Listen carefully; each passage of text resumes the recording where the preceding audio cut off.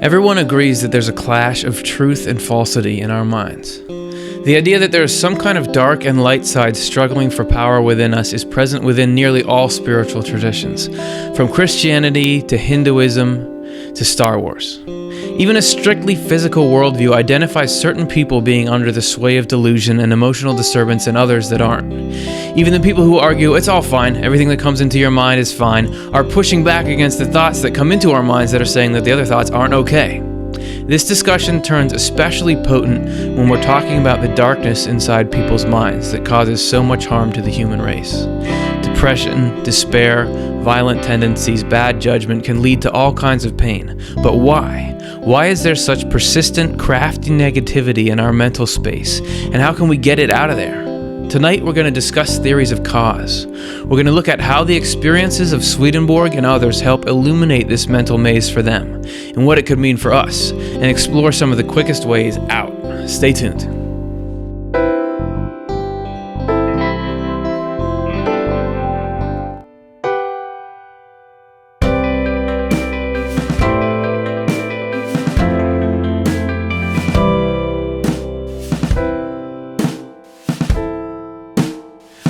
All right, everybody, welcome back to Swedenborg and Life as we embark on our second season here. Great to have you all with us. My name is Curtis Childs, and I'm going to be the guy talking us through this. I'm the host. I'm with the Swedenborg Foundation, which is a nonprofit that works to make cool stuff that helps people. That's our official mission statement, I think. Also, if you guys want to be a part of this show today, we're going to be taking live questions. Just be writing them in as the show goes. You know the drill. At the end of it, we take them, we try to answer them. We do our best. We do the best we can. And hopefully it turns out well. So thanks. If you're joining us for your first time, thanks for coming. You're going to get weirded out by this episode. If anything is saying how to free your mind from hell, it's either like a scam or people are crazy. And the show is free, so you know we got to be a little closer to option 2 there. We're going to be talking about stuff like spirits. We're going to be talking about things like the sources of thoughts and feelings. But hey, mental negativity is a huge topic, and perhaps if we have to go on these journeys to find the actual legitimate source of it, it's worth taking that. So either way, I hope you enjoy the ride. Buckle up, and we're going to start with part 1, freedom and the mind.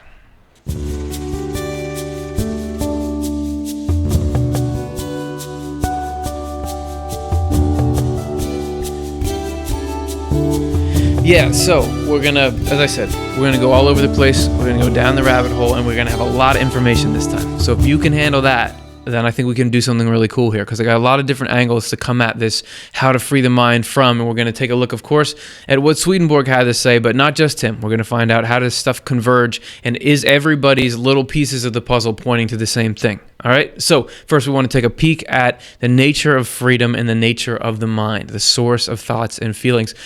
Freedom, we want to look at the way that what you would call evil takes away freedom. Now, there's sort of 2 facets to the evil phenomenon. One is the negativity we receive in our own minds, from our own minds. You know, people get beaten down and by their own thoughts and feelings. They get harassed constantly. People can be very broken just by the messages they assemble inside themselves or that they perceive. That's sort of one side of it. Then the other side, which I'll do with my other hand, is that where we are doing harmful things that cause harm to other people and end up harming our life. And we're going to kind of see where these 2 sides intersect. We want to start with looking at how freedom, you can sort of feel free when there is evil or negative behavior present, but that actually many traditions realize that this is actually the opposite of freedom, even if it can feel at times like you're free. So we're going to pull up a couple quotes that we got just looking around in some of the major religious texts in the world. From Islam, "O men, God's promise is true, so let not the present life delude you, and let not the deluder delude you. Surely Satan is an enemy to you, so take him for an enemy." From Buddhism, "When a man grasps at things, Mara, the evil spirit, stands beside him." Sikhism, "All vices are like chains thrown around the neck." Christianity, Jesus answered them, "Truly, truly, I say to you, everyone who commits sin is a slave to sin." So you have all of these traditions and all these powerful teachings and teachers saying, hey man, this stuff is dragging you down. right? So we're going to take a little bit of a look into the nature of this negativity or this evil and into the ways that we can free ourselves from it. So let's get into Swedenborg a little bit here. Secrets of Heaven, 892. He's talking about freedom and internal slavery. Once someone has been regenerated, and that's the process of spiritual growth, it's going from being self-centered and mean to outward focused and loving, in brief. Once someone has been regenerated, he enters for the first time into a state of freedom. Previously, he has been in a state of slavery. It is slavery when evil desires and falsities predominate, freedom when affections for good and truth do so. As long as he is in a state of slavery, a person never perceives what his situation is. Only when he enters a state of freedom does he start to do so. When he is in a state of slavery, that is, when evil desires and falsities predominate, the person who has become subject to them imagines that he is in a state of freedom. While anyone is being led on by any kind of love, and Swedenborg uses the term love to describe both positive and negative attraction, by any kind of love and following wherever it leads, he imagines that he is free. It is, however, the devilish spirits. Okay, weird alarm. We're talking about devilish spirits affecting our thoughts and feelings, and it's only going to go farther from here, so get ready. It is, however, the devilish spirits in whose company and, so to speak, fast-moving stream he is caught who carry him away. No one ever enters into a state of freedom until he has been regenerated and is being led by the Lord by means of the love of good and truth. When he has entered that state, he is enabled to know and perceive for the first time what freedom really is, because he can at that point know and perceive what life is, while the true delight in life is, or what the true delight in life is, and what happiness is.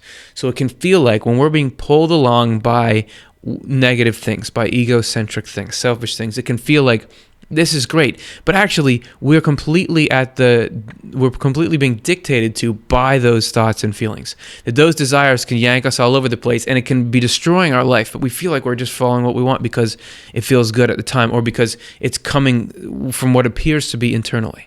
So this is the first little piece. We have 3 pieces we want to set up here before we start to get into the how-to section of the show. So that was the first one. The second one comes again from Swedenborg's Secrets of Heaven, but skip forward about 5,800 numbers. It's long.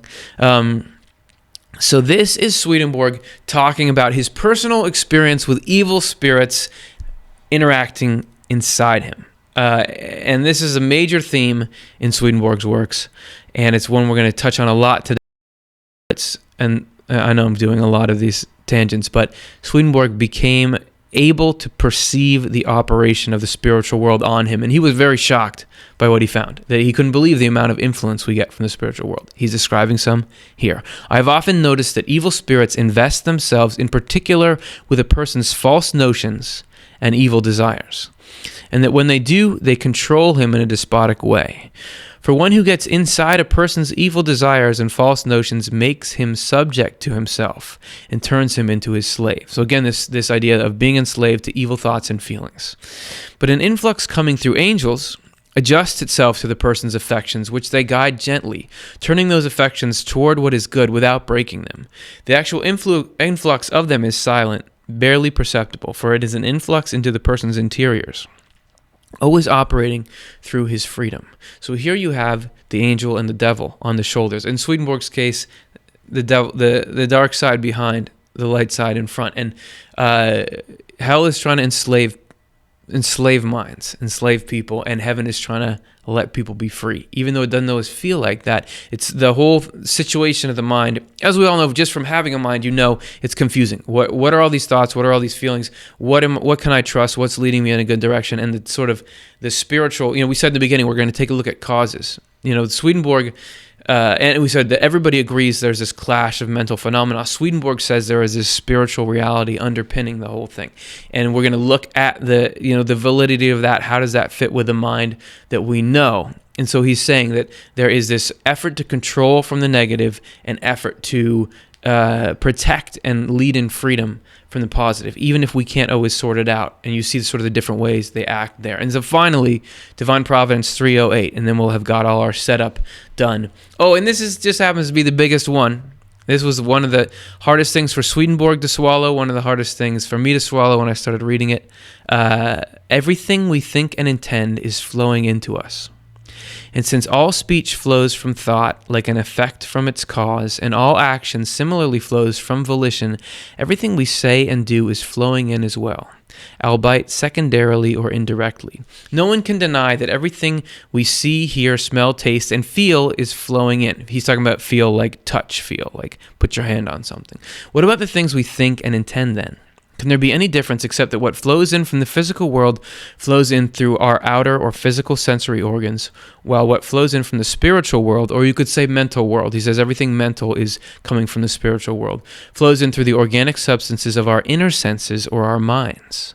In other words, just as the organs of our outer or physical senses are attuned to material objects, the organic substances of our inner senses or our minds are receptive of spiritual objects. So, it's a strange, challenging concept that we are being our thoughts and feelings are being influenced by the spiritual world in the same way that our sensory experience is being influenced by the physical world. Something walks by that changes what you're seeing. And, if you really want to get a big project done, you got to be willing to bring up some big tools, rip a lot of stuff up, rack up a lot of costs. And similarly, if we're going to go around trying to free the mind from hell, free the human race from suffering, we're going to have to go into some challenging, interesting ideas. And this is like paramount there, is this the inflow of thought. And we'll see in all these other sections that being able to be on board with that concept and realize that we can have internal influences, that is the key to everything. All right, so we've got our key. Let's try it in a lock here. We're going to look at part 2, reflection.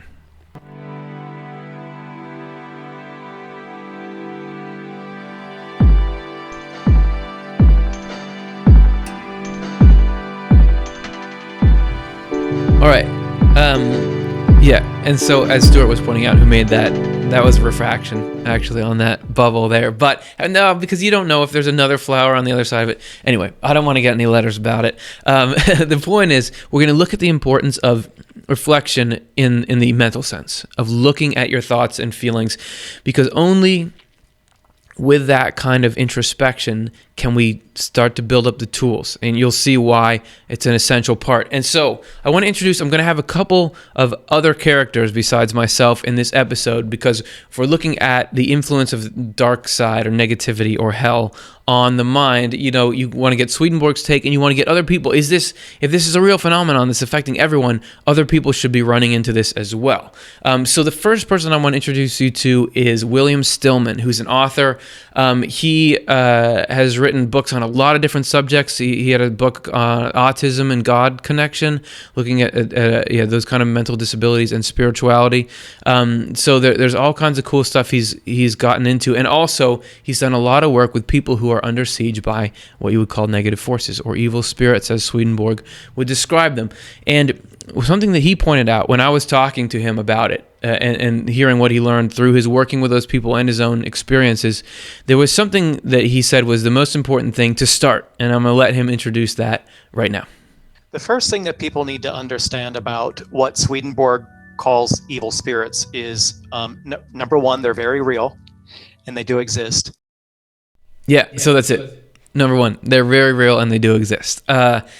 This is, and if you're watching this and you don't think that kind of thing is true, maybe give a little space to the potential of that concept, because, there's no harm if it ends up not being true. That's fine. But if you can give space to that, then we can at least examine it, because nobody has a lock on what the causes of thoughts and feelings are and what the causes of harm inside a human mind are. So if we can open ourselves up to that possibility, or maybe you've had plenty of experience with it and you're saying, yeah, this acknowledgement or that acceptance of that potential is an important part of it. And you can see Swedenborg gets at it too through this principle of reflection. This is from his Journal of Spiritual Experiences, 734. Likewise, when we do not reflect on the things in our own mind, or our motivation, how we are thinking, what we are doing, what is motivating our actions, without reflection, we know nothing, except that we are, and nothing else, not what we are. On the other hand, if we reflect, then for the first time we are able to know ourselves. Otherwise, we can never learn, but remain in our illusions, and from them reflect upon others. So one thinks truths are falsities because one is judging from one's illusions.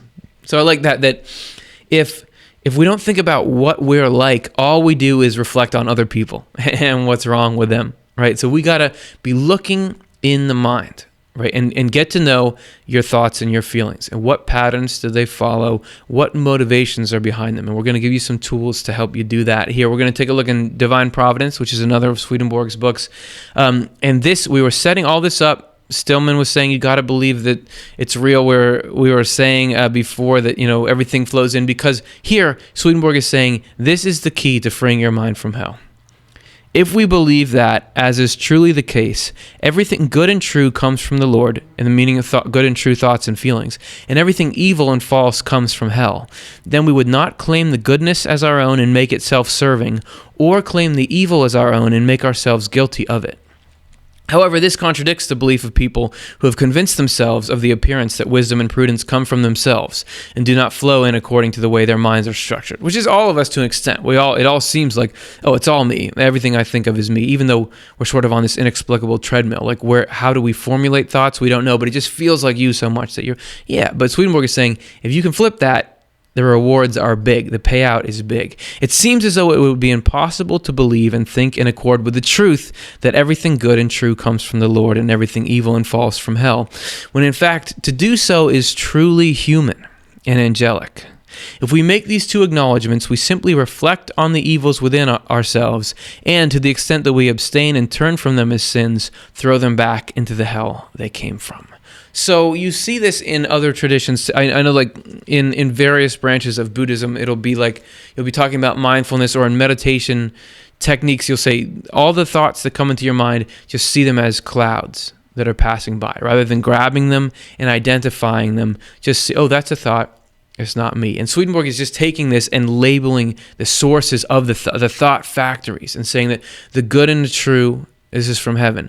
The evil and the false is from hell. So the good news is we have a detachment from it already. And in acknowledging that Swedenborg was shown this very clearly, and we'll see in some later quotes he has. He's like, nothing could be clearer to me than this, even though it was strange to him at first. But in acknowledging that fact, he was able to start to, as he said we could all do, deflect the negative and let the good in more, which is pretty worth it, right? So this is why we're putting this out today. Okay, so enough with me chatting. Let's get to another one of our guest speakers. This is Jerry, and we, a couple episodes ago, were talking about this same concept of hell, but in a different way, and it was called How to Deal with Evil Spirits, and we introduced you to Jerry.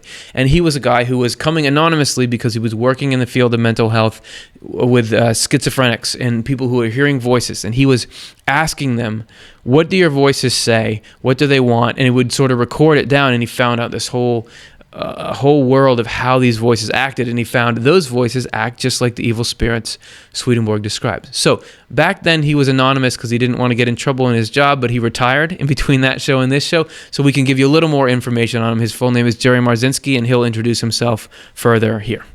Yeah, first of all, I'd like to tell the audience that, now that I'm retired, I don't have to worry about, the ball and chain of being in trouble with psychiatry administration for speaking out on these things. Otherwise, I'd end up in their office going, what are you doing? What are you saying these crazy things for? Which, kind of really inhibited what I could say in the past. So I can freely speak about the world that psychotic patients are in. And it's a hell of sorts. And it has important implications for everybody.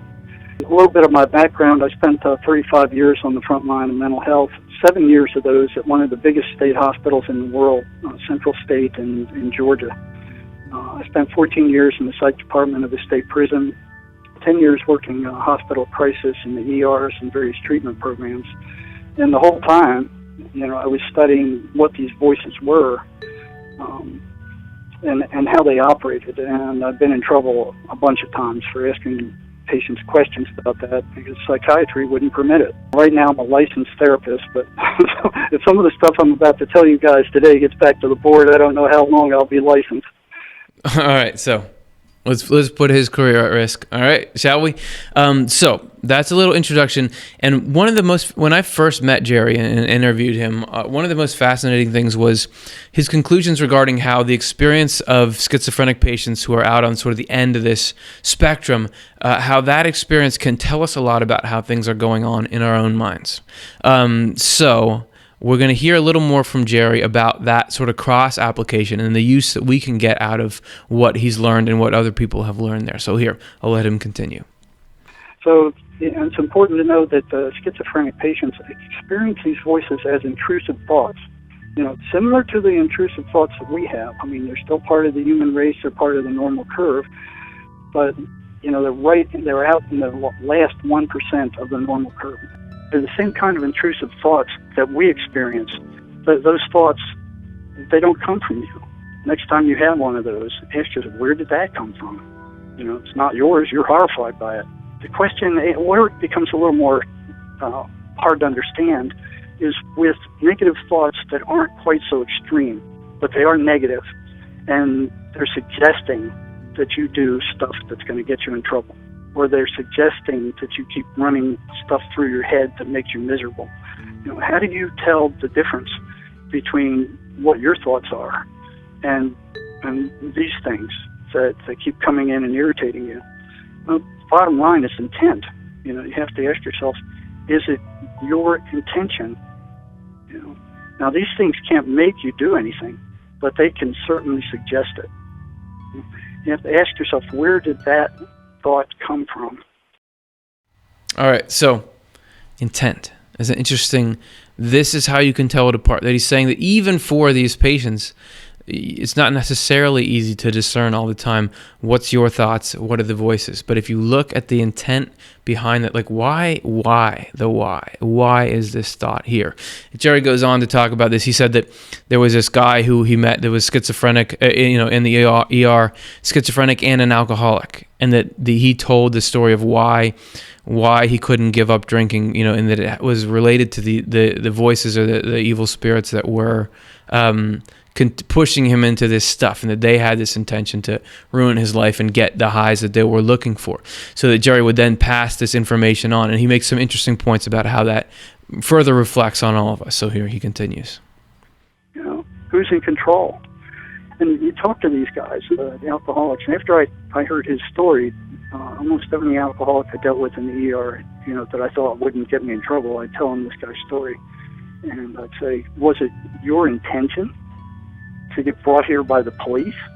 Was it your intention to lose your house, your wife, your job, everything that you've had? Was that your intention? And they go, well, no, I didn't want that to happen. And then I ask them, well, then whose intention was it? Alcohol is just a chemical. It doesn't have any mind. Whose intention was it that you are now in the mess you're in? Whose intention is it that you keep drinking? And that kind of takes them back. And they can look and they can see that that building up to a drink. Hey, go over to Johnny's house. Knowing that he's got alcohol over there, or you can have just one drink. That kind of stuff. So it's the intent of the thought. So if you have intrusive thoughts, it's like look at it and go, well, where'd this come from? Which most people don't ever ask. I asked that once in the PhD program when I was there, and I red flagged myself. The head of the department's looking at me like, what kind of spaceship this guy fall off of, asking where thoughts come from. Spaceship. I like that part. Where did this come from?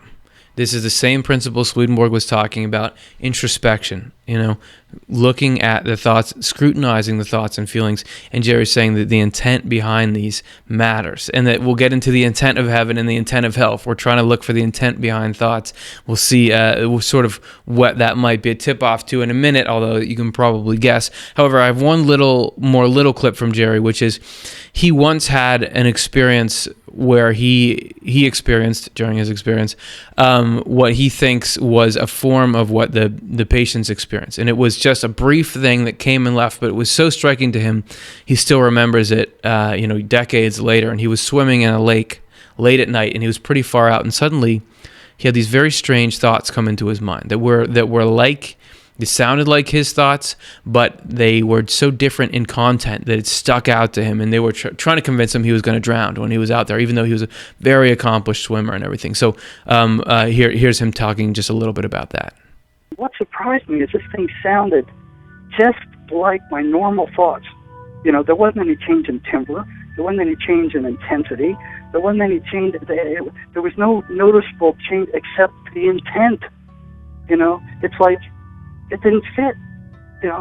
Drowning was the last thing on my mind. I wasn't going to drown. I was certain of it. It wasn't going to happen.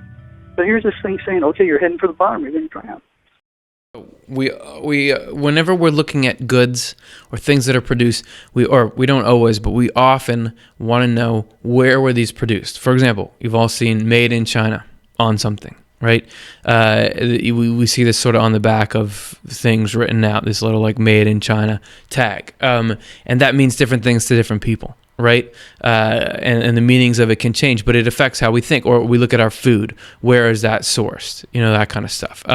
And so from that, we make decisions about where we're going to go and purchase things from. But can we do the same things with thinking? Can we look at our thoughts and see, is there a "made in somewhere" tag? And then we're going to be able to look for the tag is what we're trying to get you tonight. All right, so one last thing for this segment, Divine Providence 312. Oh no, we're doing 6202. Oh, I forgot to do this one. Okay, that's why it's all messed up. There's two more. One of them is Secrets of Heaven 6202. And we're going to take the subject further with this as he starts. To take the subject further, it should be recognized that all evil flows in from hell, and all good from the Lord by way of heaven. So we said that before, we'll say it again. The reason, however, why evil becomes a person's own is that he believes and convinces himself that he thinks and practices it all by himself. In this way, he makes it his own. So we don't know any better. Everything that's coming in, we think, oh, that's me, and so we assimilate it. But if he believed what is really so, it would not be evil, but good from the Lord that became his own. Again, he's pointing out that for some reason, just knowing about sources what changes the whole equation and the whole outcome. For if he believed what is really so, he would think the instant evil flowed in, that it came from the evil spirits present with him. And since that was what he thought, the angels could ward off evil and repel it. For influx from angels takes place into what a person knows and believes, not what he does not know or believe. And there was nowhere else for it to become firmly established than in something that the person knows or believes. So you got to have that knowledge in there, that heaven is trying to save us, but heaven can't work unless you have something to work with, some substrate in the form of ideas. So that if we get this concept together, that's when angels can actually work to divert the evil influence. But if we don't have that knowledge, there's nothing for them to operate into because it violates the freedom, right? And we'll get to why the freedom is so important. Okay, now we're going to look at Divine Providence 312. I may add, so this is Swedenborg just talking about personal experience here. And so this is just a little of what it's like if you can see spirits and talk to them. I may add here an experience that is quite common in the spiritual world. One spirit can instill her or his own thoughts and desires into another spirit, and the other spirit is totally unaware that the thought and desire are not arising spontaneously. In the spiritual world, they call this thinking in someone else or thinking from someone else. I have seen this 1,000 times. However, as soon as people realized that someone else was instilling these thoughts and feelings, they became resentful and turned away. I may append to this experience something that happens to me every day. Evil spirits are often inserting evil and false elements into my thoughts, things that seem to me to be within and from myself, as though I myself were thinking them. However, since I have realized that they were evil and false. So again, this introspection, this realizing, I have asked who was inserting them. They have been unmasked and driven away. This shows that everything evil is flowing in with its falsity from hell, and that everything good is flowing in with its truth from the Lord. And both seem to be within us. So, if you believe him, Swedenborg is saying, this happened to me so much, it just became the norm for me. And because I knew, hey, this is evil and false. And this is like a stepping back from everything that comes in, this is all me, so it's all good. This is, instead, you're looking almost objectively at yourself to say, this is coming in, this is not good. Therefore, it comes from hell. So, and him being able to do that, not only did he get to see where it came from, but it was taken away. So we can't, I can't, I don't know if you can, see spirits and the spiritual world and angels and how it all works, but with thoughts and feelings. If we can put the same labeling on thoughts and feelings, we can get the same kind of deflection process, or that's the promise. All right, so if we're going to try to label these things, we got to sort of know what we're looking for, right? So we're going to, part 3, we're going to take a little tour and try to do some spotting of the nature of the elements of hell. So here we go.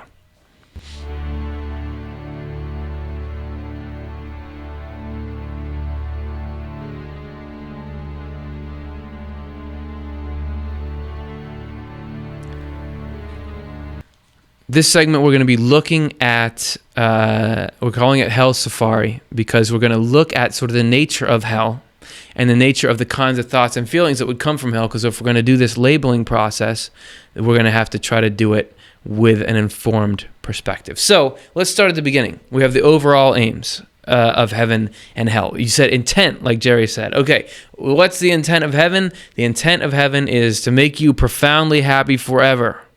The intent of hell, make you miserable and destroy you. And you can choose. You can go with either one, man. But there are some people who would argue one over the other. All right? So those are the overall aims. And so I want to go back to some of our guests and hear people who are dealing with this stuff in real time. What is it like and what have you gotten? So this is William Stillman again, and he's talking from his experience working with people who have been under siege by negativity, and also his own experiences. So this is what I just asked him, what is hell like? Or whatever you want to call it. What's it like? And this is what he had to say. They are masters of deception, and they are very clever manipulators. They're also very insidious in that they operate in a manner that's subliminal, meaning they will attack our subconscious. They'll do that a couple different ways. They will create sleep disturbances, so they will deplete us of mental, emotional, spiritual, and physical energy by creating nightmares or night terrors for us. For the person who is already struggling with their mental, emotional well-being, they will create this mental loop that is repetitive over and over again, that says things like, I'm the only one who really understands you, or I'm the only one that you can trust, I'm your only friend. So they try to engage us in masquerading as something they're not, as masquerading as a comrade or a confidant. Sometimes they'll try to masquerade as a child to elicit our sympathy or our empathy, to align with them. In case you don't think that they really do, well, hopefully you believe Swedenborg or one of the two, because there's the exact same phenomenon described in Swedenborg's Secrets or Spiritual Experiences 1283. And I'm trying to look for points of confluence here. So, because if it's the truth, people should be seeing the same thing from different angles and time periods. Because this is Swedenborg talking, we're dropping into the middle of a story where he's interacting with some kind of evil spirit or devil. Because this devil showed himself outwardly as innocent, he revealed his true self to me in a vision of a little child, with a not unhandsome face, carrying some kind of container in his hand. But in his right hand, he held a dagger. Because of that, I was enabled to know at once that his intention was to kill with the poison he carried in the container. And of course, under a guise of innocence. Therefore, such a spirit is immediately exposed, however much he strives to hide himself. In this way, it is also known that he's among the worst, like the one having such a strong poisonous aura. So ignore the references to other characters. We're dropping into the middle of a story. Doesn't make sense. The point is, he was having this interaction, this same kind of, oh, hey, I'm innocent, I'm not going to do anything, was there. I remember Jonathan Rhodes, who's the editor of the New Translations, once said, for Swedenborg, every day was Halloween. Like Swedenborg had these experiences. That's from his journal of spiritual experiences. He had this incredible stuff happening all the time, and a lot of it was really spooky, just like that. Okay, so just wanted to point that out because it's just what William Stillman was mentioning. So we're going to go back to to William's description of hell. Here it is. But this is how they get their foot in the door. They're very clever and duplicitous in this manner. Once they get their foot in the door, Then they scope out our Achilles heel. They'll target our most vulnerable weakness, and they'll begin to prey upon that.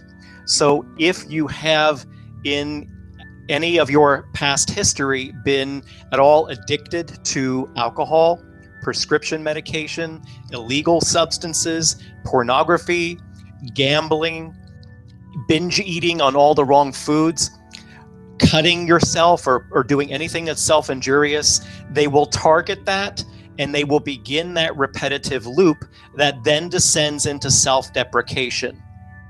You're ugly, you're fat, you're worthless, nobody loves you. It would be so much better for everyone if you just killed yourself. That's what they want. They thrive, they feed upon creating fear, anxiety, chaos, and they delight in destruction. What they ultimately want, and they don't even like me illuminating the truth here, but I'm going to do it. What they ultimately want is to set up the situation such that it is ripe for a murder-suicide to occur. Some of the people watching this show may even know or have been people who were addicted, seriously addicted to cocaine or meth or heroin or perhaps alcohol. And if you interview those folks who have really struggled in the depths of their darkest days, they will talk about hearing the voices of evil spirits, demons, telling them to harm themselves, telling them to harm other people.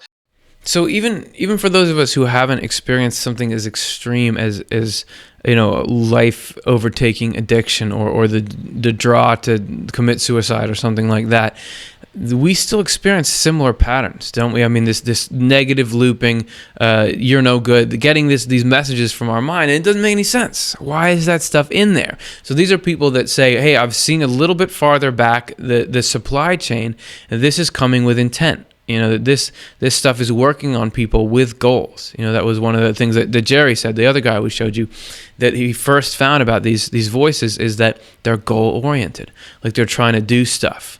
So I'm going to give a little talk here about 2 points Swedenborg says about evil and how it operates. First of all, he says that hell is run by a love of dominion. That's an old translation of it. Basically, it's controlling people, making them do what you want them to do, and cutting off everything positive for them. So what I see this as, applying to the rest of us, is you're trying to label thoughts. You're trying to find out where's the hell tag on thoughts. Is it controlling you? Does it not give you any freedom to move? Is it demanding your attention? Is it demanding you take a course of action? Is it cutting off other joys? Is it trying to dominate your life? To me, that's a good hell tag. The other thing is worry. We're worrying about things, and there's something very interesting when you look at the whole picture as described by Swedenborg, because really in the world he describes, with God as God is, heaven as heaven is, hell as hell is, the only thing that's actually dangerous to us that we actually need to worry about is loving evil. Or bringing evil in and living by it, which is not how it seems in life. Because in life you might be worried about things like, am I important at all? Am I ever going to find enough friends, or am I ever going to find a calling or a partner? Those kinds of things, right? But the way Swedenborg describes, the afterlife, we get all that stuff. If not this life, we get all that stuff in spades that we have. We saw in other shows that we did here. There's communities that you become part of a community, which is like the people you feel the best with that you could ever. So you get all these really tight, close friends. Everybody finds a partner that's just right for them, and that we each have our specific place in heaven, that we can do something that nobody else does, just like we do it. That all those needs are taken care of. So in my mind, and this is like, my own hypothesis, but anything that's trying to get us to worry about anything like that, it's got to be from hell, because God's not saying that, right? God's not saying, man, you better get cooler so you get more friends. Sorry if that's my God impression. That's disrespectful. But you see what I'm saying? You see what I'm saying? That in the grand scheme of things, as heaven sees it, we're going to be set on all that stuff, so they would never be introducing worry about it into our minds. So those are a couple of my thoughts on the tags. Let's hear a little bit more from Jerry on the nature of the evil spirits or the voices that he's had experience working around, and what are they like, and see if you recognize anything from your own thoughts in there. So here he is again. So I've spoken to hundreds, maybe thousands of psychotic patients who heard voices, and I couldn't get a decent answer from psychiatrists of what they were other than hallucinations. But that didn't make any sense because they were consistently negative all the time. They constantly attacked the person. Where hallucinations, a true hallucination, it's negative, it's positive, it's neutral, it's all over the place, it's as individual as the patient himself, but not these things. They were consistently horribly negative. They ran the person down, told him he was no good, he was rotten, nobody liked him, people were after him. It was just a hell of negativity, and it was directed. It was directed. It wasn't random. It wasn't random like regular hallucinations. They want complete control. They don't want the patient to have any friends. They don't want them to have any family. They hate families. They want to destroy the family. They hate little kids. They don't want you to trust anybody except them. They don't want any interference. They don't want anybody else in the way. They have a classic signature of what they tell these people. And this is classic. It's like they'll tell them they're no good, they're rotten, nobody likes them, they can't trust anybody. So they can go into the person's head and they can pull up every rotten thing that person has ever done. Even stuff that person had long forgotten, which amazed me. Patients would tell me, "Help, I hadn't thought about that in 30 years." And they'd come up and they put it in their face and just keep rubbing it in, and then they tell the patient to kill themselves, saying, "You're no good, you're worthless to anybody, kill yourself." They can't stand positive emotional energy, so they have to generate negative. That's why the negative stuff they put in their heads is constantly negative, horrible. The rottenest stuff they can put in there, that generates the negative emotional energy, and then they drain it off just like we milk a cow. They separate them from their family, their friends. They isolate them so nobody can interfere. They drain them, and then they put them back out there to eat food, and regenerate more energy, and then they come and they attack. But they sound just like your own thoughts. Their hallmark is they're negative. They will do anything to generate negative emotional energy, and they're relentless. They'll tell you you're no good, you're worthless, you did this stupid thing, everybody hates you. Anything they can put in your head that will generate negative emotional energy that they can later suck off, they'll do it. So, I don't know about you, but I see a lot of similarities in the descriptions of William, Jerry, and Swedenborg. And this is people in different fields in different parts of the country, different country in Swedenborg's case, different century. But yet, and when I was telling Jerry, I was like, yeah, I'm talking to this guy, William, and he says a lot of the same things as you. And Jerry's like, yeah, the truth. That if everybody's doing gravity experiments on different parts of the planet, they're all going to find the same thing. Are we seeing the same thing here? Oh, no, man. I don't know. It's up to you. You're in freedom to decide that. So let's close this segment with something from Swedenborg's Journal of Spiritual Experiences. This is where he's talking about worry and thoughts, man, because even if you don't hear voices, you're going to have worry and thoughts. So I wanted to put this out because I think it's a very fascinating little anecdote. And so we're dropping right into the middle of something like we do. So he's talking about objects of thought that cause him worry and the spiritual influence on that. So they are any objects of thought, whatever, which, when one is held in them or one's reflection is kept fixed upon them by spirits, create a great deal of trouble, for the most part having to do with one's own affairs, or things that are to come, as is evidenced from much experience. Here he goes into his experience. Whenever I was prompted to think of my little garden, of him who cared for it, of my having to be called home, of money matters, of the attitude of my acquaintances, of the character of the people in my house, of things that were to be written, how they would be received. So he's talking about his own books. Are people going to like my books? By the people, and the possibility that they would not be understood, of new clothes that I had to be obtained, and many other such cares. Whenever I was kept reflecting on them for a long time, spirits would straightway throw in troublesome, worrisome, and evil things, together with supporting thoughts and desires. And I noticed that when I had not been in the thought of such things for months and years, I did not care about them at all, nor experience that they brought on any stress. These are the reflections of thought by which the longer one is held in them, the more one is infested by evil spirits. So he's talking about what we would call now rumination, or dwelling on worry.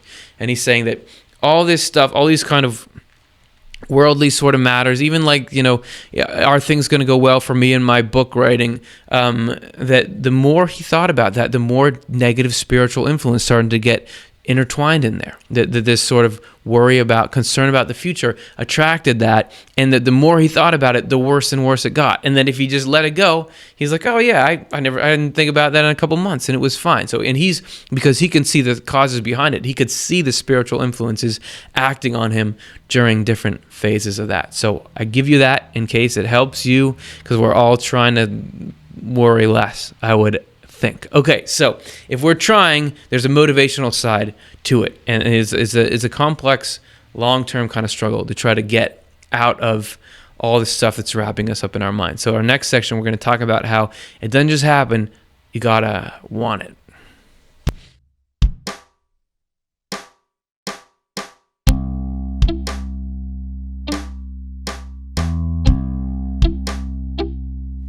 So we begin this segment here with a pretty well-known, most of you have probably heard of it, the story of the two wolves, which is a Native American legend. And so here, if you haven't heard it, here it is.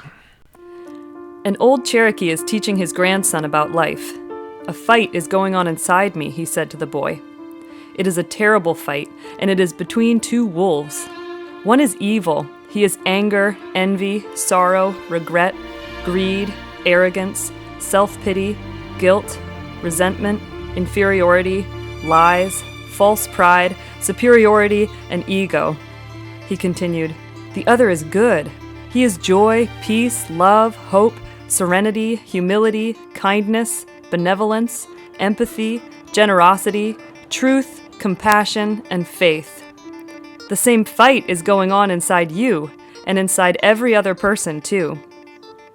The grandson thought about it for a minute and then asked his grandfather, "Which wolf will win?" The old Cherokee simply replied, "The one you feed." So, how do we feed the right wolf? And this is not just something this show is pointing out, or even that legend. This comes from all over the place. We pulled a couple quotes again from major religious traditions. Zoroastrianism, yes, there are two fundamental spirits. In thought and in word, in action there are two, the good and the bad. And this is this duality that's recognized in all kinds of traditions. Christianity, the spirit is indeed willing, but the flesh is weak. Hinduism, the mind is said to be twofold, the pure and also the impure. Judaism, man's evil inclination gathers strength against him daily and seeks to slay him. And were not the Holy One, blessed be he, to help him, he could not prevail against it. And then from Buddhism, beware, your clinging to ego is greater than yourself. Pay heed, your emotions are stronger than yourself. Your vicious will is far wickeder than yourself. So it's vigilance. It's that, it's not just like, it's going to happen. This is you're feeding one of the two wolves, no matter what. So the more, and it doesn't, as we were saying before, without the reflection, you don't know which one you're feeding, and without the reflection, you don't see that feeding the negative wolf is actually causing problems in your life. It can see, because as we were seeing with some of the guests that we had, the evil side tries to say, "Hey man, you're glad I'm here. I'm giving you happiness. I'm giving you freedom. You want me around," when really it's the opposite. It's like a company that's creating scarcity, or it's like an advertisement that says, "Hey, you should look like this. Now we'll give you a product that makes you look like this." You would be better off if they never showed up in the first place, right? So it's the same way with this stuff in the mind. So you got to want it, is what we're talking about here. And what is it? Here's the goal as described by Swedenborg. We're looking for heaven. When hell is gone, heaven is there. And that's everything we want: peace, happiness, everything like that. And Swedenborg says heaven is union with the Lord. But what does that mean? He goes into a little farther here. The Lord's union with us and our mutual union with the Lord are accomplished through our loving our neighbor as ourselves and loving the Lord above all. And to complicate it further, Swedenborg talks about how those are actually relatively technical terms. That loving the Lord sounds like it's just loving God, but really it's loving the human race, because God wants to benefit the human race, and so if we really love someone, we want to do what they want. So it's really loving God is loving everyone. So that's the goal. And then Swedenborg goes farther into it here, divine providence, 333. Oh, and this is about how we've got to make the effort to turn that direction, or else all the divine power in the world can't do it for us. Divine providence is constantly at work for our salvation, but it cannot save more of us than want to be saved. We want to be saved if we believe in God and are led by Him. We do not want to be saved if we do not believe in God and we lead ourselves. And I want to get, we could get into it a lot more about what does it really mean to believe in God or not believe in God. What if you are a good person but you don't acknowledge a deity? We could get into that more. Basically, the more you love what's good, the closer you are to loving God. The more you love what's evil, the closer you are to not. So, but for another time. Anyway, the second quote, True Christianity 150, the Lord is carrying out all these processes in all of us, meaning that He is trying to have these effects on us. We're jumping in, He's saying all the effects of regeneration, of peace, happiness, finding the heaven mindset. And when we adapt and modify ourselves to receive good qualities, He actually carries them out in us. Even the acts of adapting and modifying ourselves are actually from the Lord. If we do not accept the Lord's processes with a willing spirit, He cannot carry them out in us, but His desire to do so remains constant. So God is trying to reform, and by reform, there's a tendency historically in religions, we're so evil, God is, no, but it's heal. It's heal to sickness in us of different kinds. Some, as we were saying in the beginning, some is the negative tendencies we have in doing things. Others is just the things we're under attack by. But we've got to want that. We've got to turn that way in order for the divine to be able to work in us. And I was thinking, that made me think of hitting bottom. Are you guys familiar with that? That's where, it's often referred to when there's some kind of addiction you have, some issue is making your life totally unmanageable, and some event happens or something where you realize, I can't live like this. So I got into a conversation with author Peter Rhodes, who's been on our program before, and he had done a lot of work with recovery programs and that kind of thing. And so I asked him about this hitting bottom and how that affects people in their desire to change. So this is what he said. Yeah, there's a point where you hit bottom, which is at first when you start out in your drug of choice, whether it's alcohol or something else. It's great, it's what you want. But then gradually that self-centeredness and giving yourself, gratifying yourself, divine possibility to gratify the human ego, so you always want more to drink, more to drug. And eventually that's a downhill spiral. And it brings you to a point where the impact it's having on your relationship with your friends or your wife or your children, you start to see the unmanageability of giving in to your will all the time. And that can get worse and worse and worse until eventually the outcome of your will, Swedenborg talks about the evils of your falsity. Everybody can drink. I think it's okay to drink. Well, you start to see the impact it has. And that brings up, you start to have a will outside of your selfish will. You start to be aware of, I'd really like to get along with my kids better. I'd like to see them more often rather than spend time in a bar or whatever it is.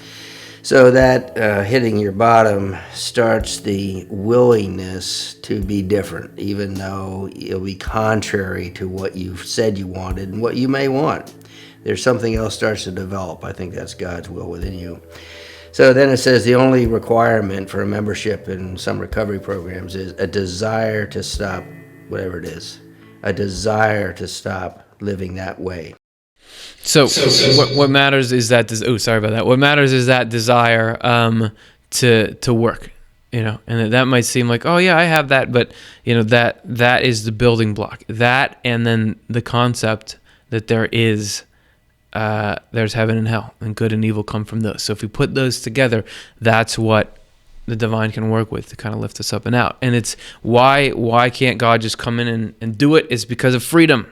And that might be a frustrating answer. Swedenborg was big about that. that there is no consciousness without freedom, that we think people don't have to have it, that you could just have that taken away. But he says here, True Christianity 481, to become spiritual without having free choice in spiritual matters is as impossible as it is to shove a camel through the eye of a sewing needle, which is a biblical reference, or to touch some star in heaven with our hand. We are human because of our free choice in spiritual things. Without it, we would indeed be a log, a stone. So that, it's not like we're people and we're given this extra layer of freedom. The ability to be a conscious human being, freedom is the essential element in that. It can't just be taken away. So we're very much in control of it. So we just got to start turning in this direction. But we got to have the tools, which is why we're doing this show. It's not that hard though. It's not as hard as you might think to make these turns, as Swedenborg describes. True Christianity 523. He says that people who, through repentance, have laid aside some evils that are sins, though, develop a resolve to believe in the Lord and to love their neighbor. They are held by the Lord in a resolution to abstain from many other things as well. Therefore, if it happens that because they did not realize what was going on, or because they were overwhelmed by desire, they commit a sin, it's not held against them. It was not something they had planned to do, and they do not support what they did.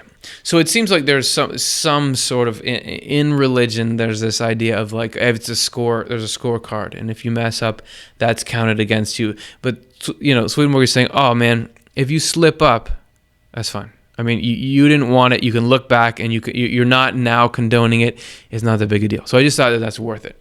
Worth mentioning, because it's an important part, that it's not all this mammoth, unreachable goal. He says in another part of his writings, just examine yourself once or twice a year and really look at things you want to change. And so there's these two different sides. There's changing our behavior, and there's also we want to be free of these thoughts and feelings that are attacking us. And what Swedenborg is saying is that changing our behavior, aligning ourselves more with heaven and love and God, and getting the evil and false out, weakens the attacking force of hell. So that's how we go about the whole thing. All right, so there's that. We're going to get to our next section now. As we wrap it up, we're going to look at the process of remodeling the mind. All right, so let's get to it now.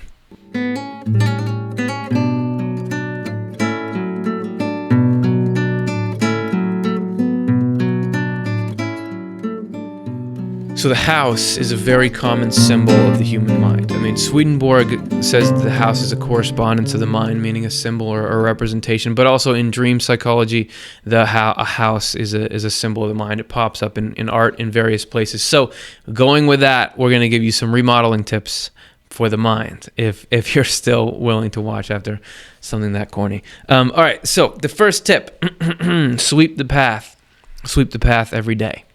And what that means is have a consistent practice. Swedenborg says, True Christianity 5:30, if we abstain from one sin or another that we have discovered in ourselves, that is enough to make our repentance real. So you can think, there's so many things I got to do.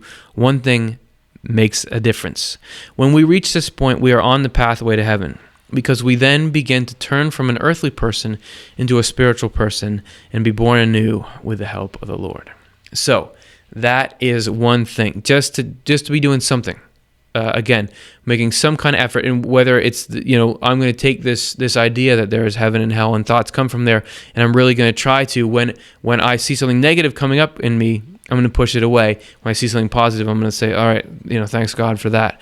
That can be your little thing that you do. All right, so, and I wanted to get more input from people who have been around like I was saying, the dark side and what is effective against it. So I asked William Stillman, I said, what kind of stuff would you do to protect yourself and lead a life that sort of reinforces your spiritual immune system? And this is what he said.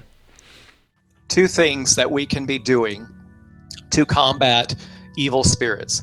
The first is illuminate the truth. I cannot stress the importance of that enough. Illuminate the truth means illuminate every corner of your personhood so that there is no room for deception or lies of any kind, especially the lies that you tell yourself. Swedenborg talks about ensuring that our inner self is as transparent as our outer self, and that those two concepts align with one another.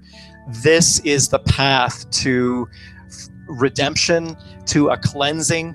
But the other thing that is of extraordinary great importance is to reclaim or reestablish your relationship with God on a daily basis. It is not enough to call out to God and his angels to suggest that in your hour of greatest need, they're going to swoop in and fix it all and make it all better on your behalf. While I believe that there is opportunity for that to happen, it is a reciprocal relationship such that you must be conscious and aware of investing time and energy into the relationship every day. So what I ask people is, do you have 5 minutes for God? And do you have 5 minutes, a minimum of 5 minutes every day at the same time of day for God?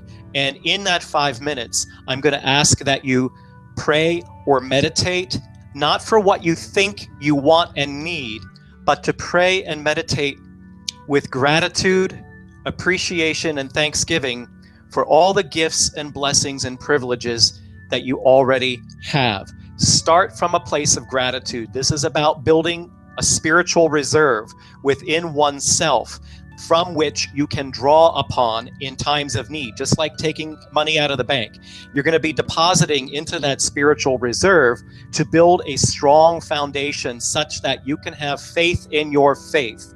What that will do for you, and as you're building that bond with God, it will strengthen you, but it will also poise you to be in a position to be of good and great service to others who are struggling and experiencing things similar to what you are. So a little spiritual financial advice as well. And I like that idea of building that reserve. And when things are going good, if you can build these habits when things are going good, then when you need them, when things are going bad, you have that built in instead of trying to start from scratch there. All right, so remodeling tip 2, accept love deliveries. Yeah, we made that graphic. It's pretty awesome. This is True Christianity 457 to 458. Goodwill makes a connection between ourselves and God.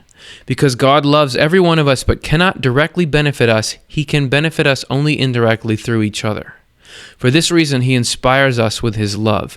If we receive this love, we become connected to God and we love our neighbor out of love for God. God's love for people flows into us. When we receive that love and cooperate with it, it becomes love for our neighbor.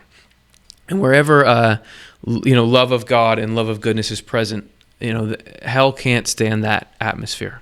So if you want to make yourself really toxic to the dark side, you got to do the light side stuff. Right, if I can keep using the Force analogy, that the more and it's not rocket science. It's doing nice things for other people that lets you be a conduit for God. And the more you're that, the less that evil spirits even want to creep up on you. Swedenborg talked about that. Once evil spirits knew that with him they couldn't get anywhere, they wouldn't even try it because they don't want to get into anything that they can't win. Right, they don't like to play if there's an actual risk in it. All right, so of course, if we're giving you real estate advice, spiritual real estate advice, the third one is location. These houses, it almost doesn't matter what kind of houses they are because they're in such a cool spot, right? And if you're remodeling a house, you can't relocate a physical house without a lot of difficulty, but spiritually, you can actually relocate all the time. And Swedenborg, this is a clip we're going to play of Jonathan Rhodes reading Swedenborg, a quote from Swedenborg about location in the spiritual world. And it's a fascinating concept about how we can actually be changing our spiritual neighborhood based on the kind of things we choose. So here it is. Every human being, from infancy to old age, is relocating and changing places in the spiritual world. In early childhood, we're kept in the eastern region there, on its north side. In later childhood and youth, as we acquire a foundation in our religion, we move in a series of stages away from the north and toward the south. In early adulthood, when we begin to think with our own minds, we are brought farther south. Later on, when we become independent and able to judge for ourselves and are growing in matters that inwardly relate to God and love for our neighbor, we move into the southern region, on its east side. But if we have a fondness for evil and indulge in it, we move toward the west. Our body is not kept in that interspace or central area, but our spirit is. As its condition changes by moving either toward what is good or toward what is evil, our spirit is moved to different places or locations in this or that region and comes into contact with the people who live there. It's important to know, however, that the Lord does not transfer us here or there. We relocate ourselves in various ways. If we choose what is good, then we together with the Lord relocate, or rather, the Lord together with us relocates our spirit farther east.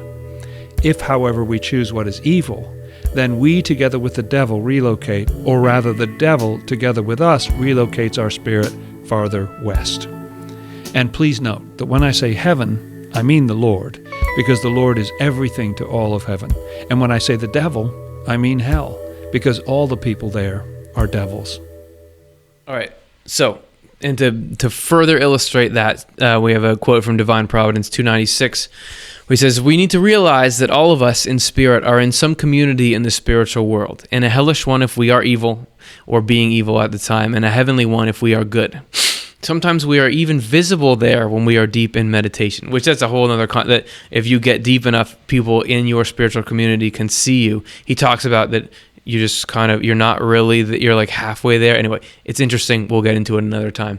Further, just as sound and speech spread through the air in the physical world, desire and thought spread out in the communities in the spiritual world. There's a correspondential relationship here because desire answers to sound and thought to speech. So just the way sound waves and that kind of stuff radiate out in the world physically, spiritually, thoughts and feelings radiate out. So where you are spiritually, geographically, that affects what kind of thoughts and feelings you get coming in. So that's what he says.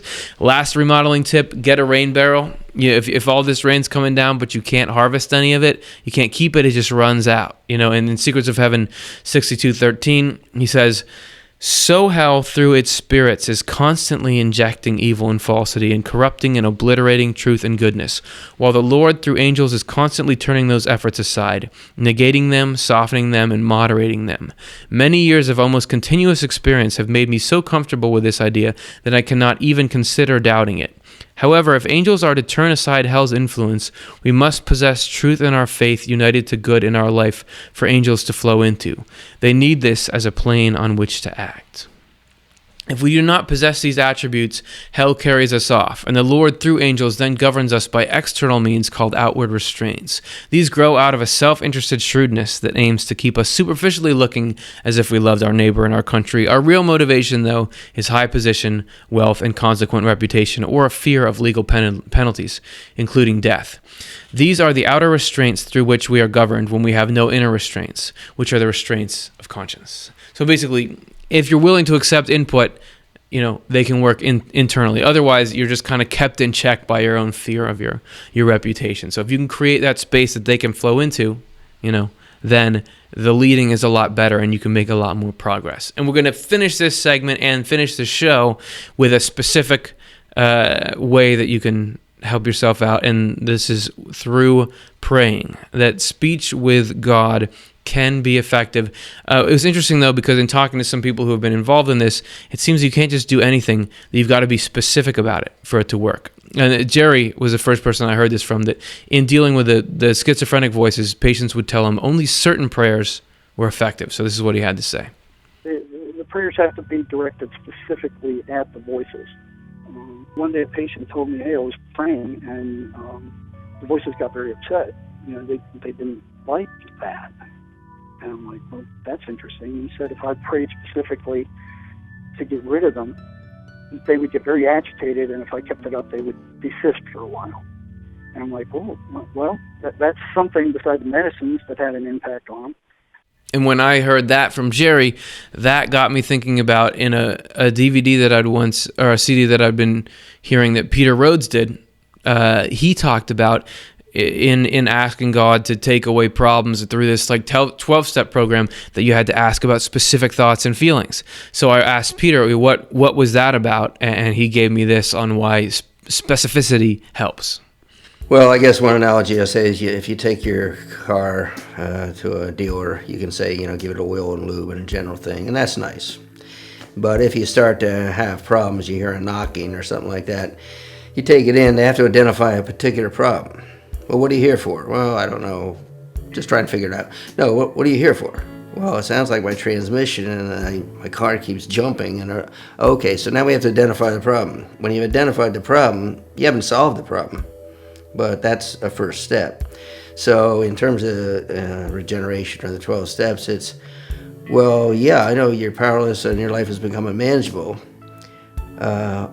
When you start to experience that, you might want to take that opportunity to really listen to your transmission so that you can identify it is a transmission. It's making a knocking sound. When I hit 40 miles an hour, it tends to hesitate. So in a 12-step process, it's what thoughts are you having when you're in an argument or a resentful attitude towards your wife? What are the thoughts you're having? What are the feelings you're having? Those are the thoughts and those are the feelings that you're asking God to take, because they're comprised of your will, and replace it with His will. So it's just being very specific, and that's the last thing I believe the evil spirits want you to do. They want you to think that person's making you angry. Well, when that person appears to make you angry, what are your thoughts? Well, he pulled into that parking spot. He knew I wanted that parking spot. And, they're all that way. I know what those young people are like. They just have no respect anymore.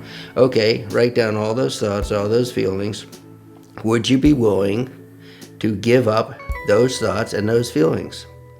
Those thoughts and those feelings don't want to give you up. They manifest through you.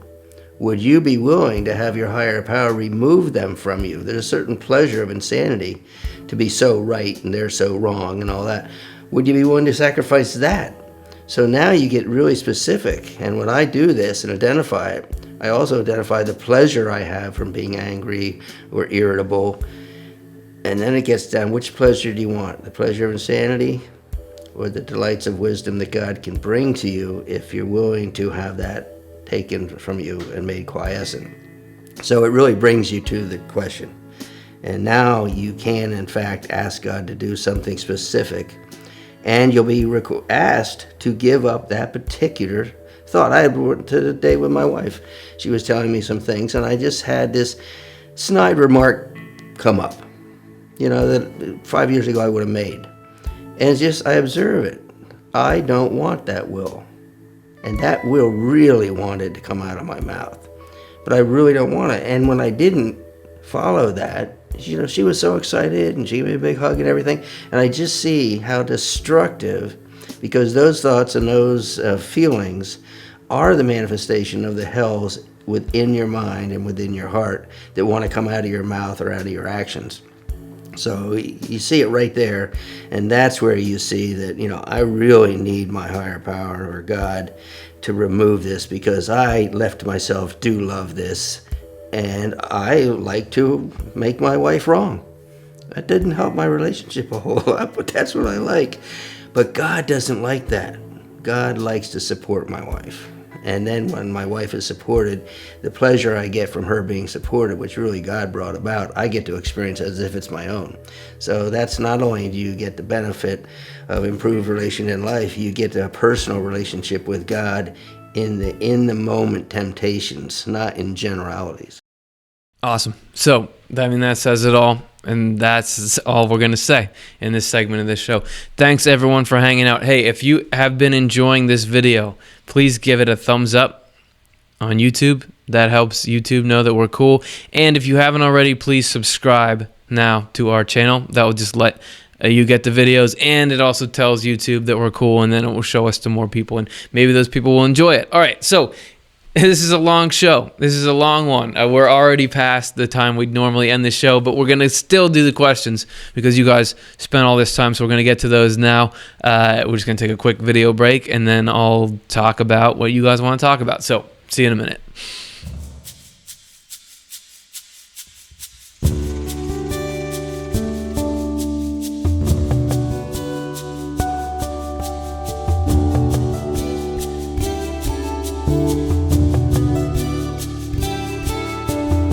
All right, we're here. It's time for the question and answer period, as it always is.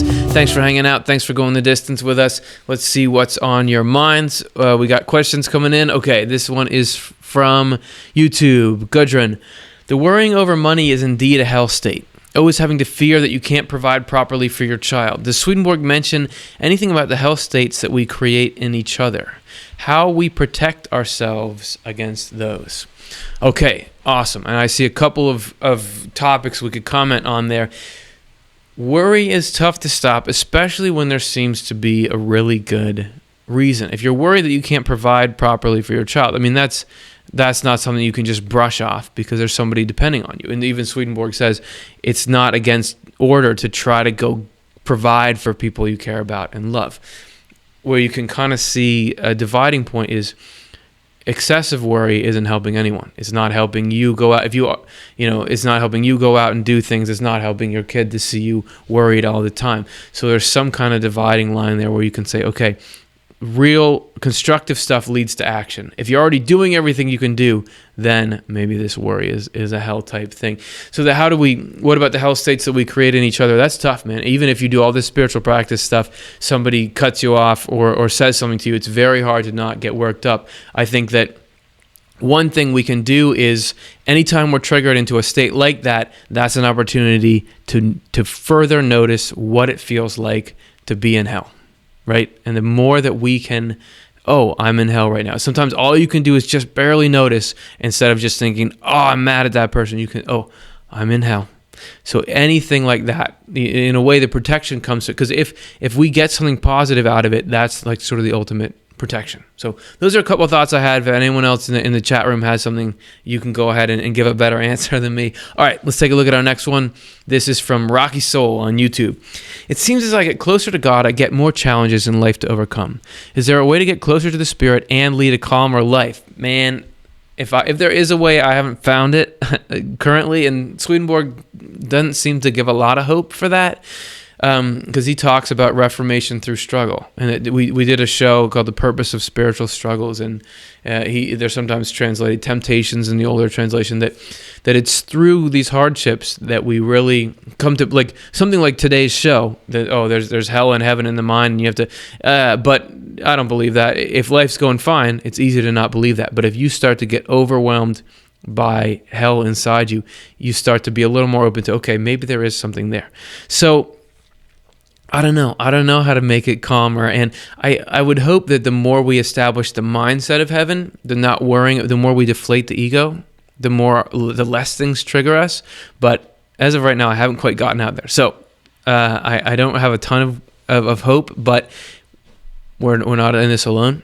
People can support each other. I think there are ways that we can make the journey easier for each other, like Swedenborg was saying, that God can reach out through people to people. So maybe if we develop better networks for that, we can make progress there. So anyway, it's a great question, and I wish I had more better things to say about it. All right, let's take a look at another one.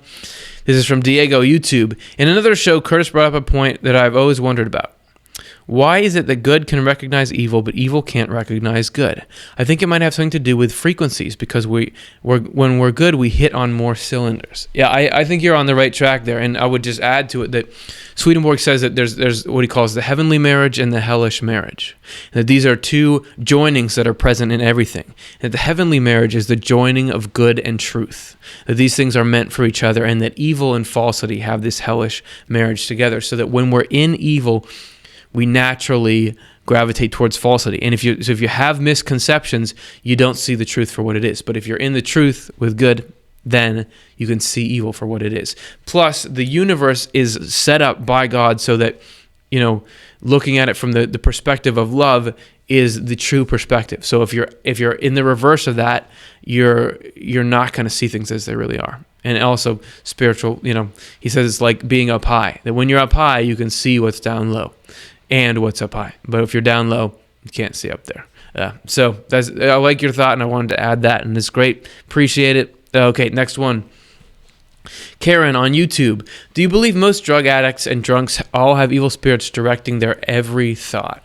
No, I don't think so. I mean, I don't think every thought. I think we're all a mix of good and evil, I definitely find in my like low level addiction type, or getting into less than healthy behaviors, there's times when I really feel jerked around by that stuff, and there's times when I am in my better self. And I think everybody goes through that cycle, and not like people who have been addicted or are addicted or in some different class. And you can see some people, if for whatever reason, can be really far gone. It's really hard to reach them. There's a lot less daylight getting through, but nobody's completely gone.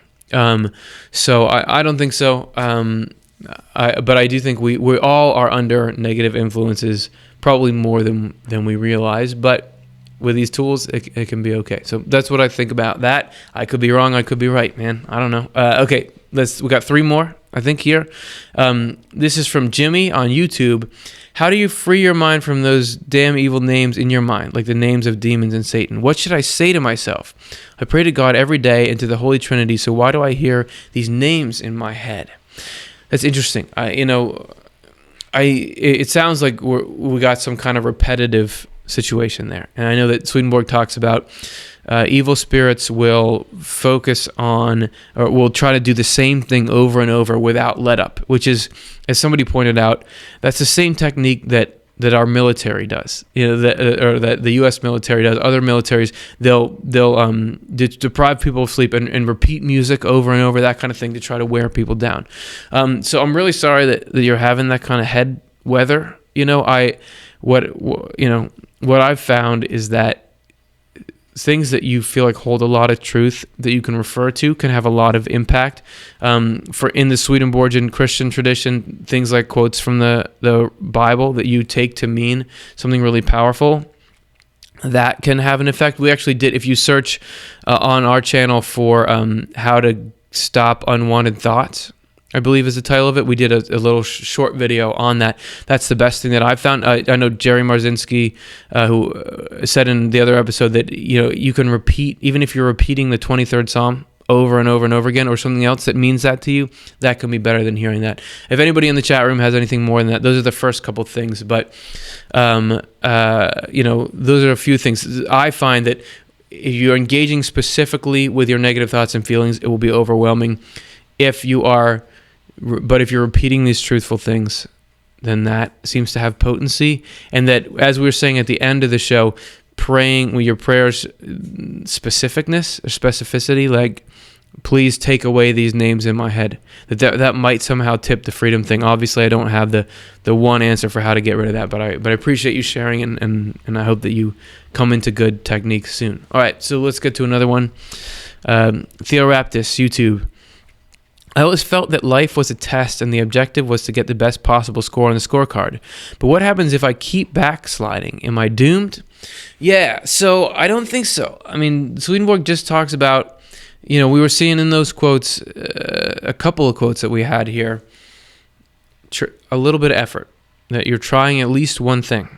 I don't think it's a cumulative thing.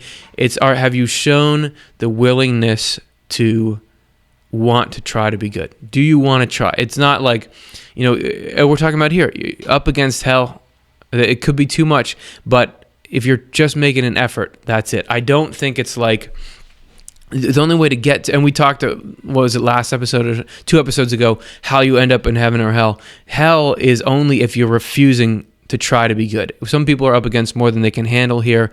It's not like we can go out and do harmful things to everyone and think, I'll be fine. But if we're trying, what we want when we're in our calm level states, what we're trying to do when we're not being overwhelmed by something, I think that's what really matters. So those are my thoughts. Okay, we have more. People have been asking more new questions, so I'm going to keep going with a few more. This is Drive By Poet on YouTube. I don't think I understand how outside influences from heaven and hell make you think and do stuff, but you still have freedom and volition. Can you summarize that again? Yeah, it's a complicated concept, because you think, if these influences are coming in, then what are we? And what I think that the primary thing, obviously everybody's unique. You can tell it by interacting with people. Swedenborg also says no two people can ever be alike. So we're not just blank cups that can be filled with different kinds of water, but there is an element of things are flowing into us. And what Swedenborg will say is that a lot of it is we do have this part in the middle of us that gets to choose what to accept or reject, or what to resist against, and what to grab onto. And even if sometimes that's being pushed around, it always kind of returns to equilibrium. So that's an important part.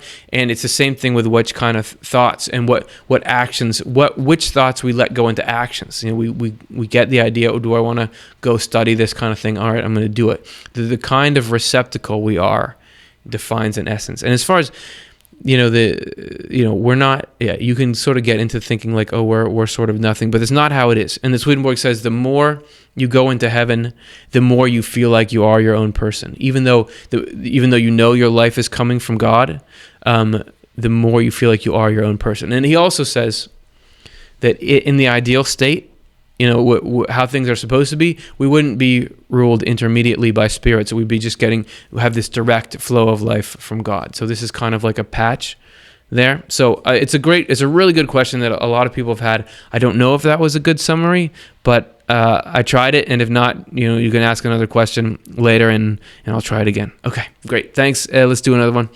This is Rocky Soul, YouTube. So part of our job as a spiritual person is to forgive people that have been led astray by an evil spirit. Man, I think so. I mean, that's hard to do. This principle of, if we really believe that evil was from hell and good was from heaven, we could be free of this. It would be the same in the way we feel about other people. That we could also say, that's hard to do if somebody does something that bothers you. To say, hey, listen, they're complicit in some ways and they're a victim in another way. That's something that gets you towards. I mean, that's going towards the angelic mindset. Obviously, we don't enable harmful behavior, but you're not interested in judging the person because you know that, hey, man, they were suckered by hell into doing it on some level. So I think so, man. I like that, Rocky Soul. All right, one last one. This is really the last one again from Rocky Soul.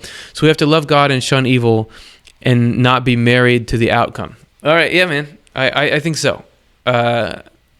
Outcomes are hard to control. It's more what Swedenborg describes more is the mindset. And that's basically, it comes in the order of push away what's bad, love what's good, and then believe in divine providence. So I think you said it well. I don't need to add a ton to it. All right, everyone, this is probably the longest episode of the show that we've ever had. So thank you so much for hanging with me for all this time.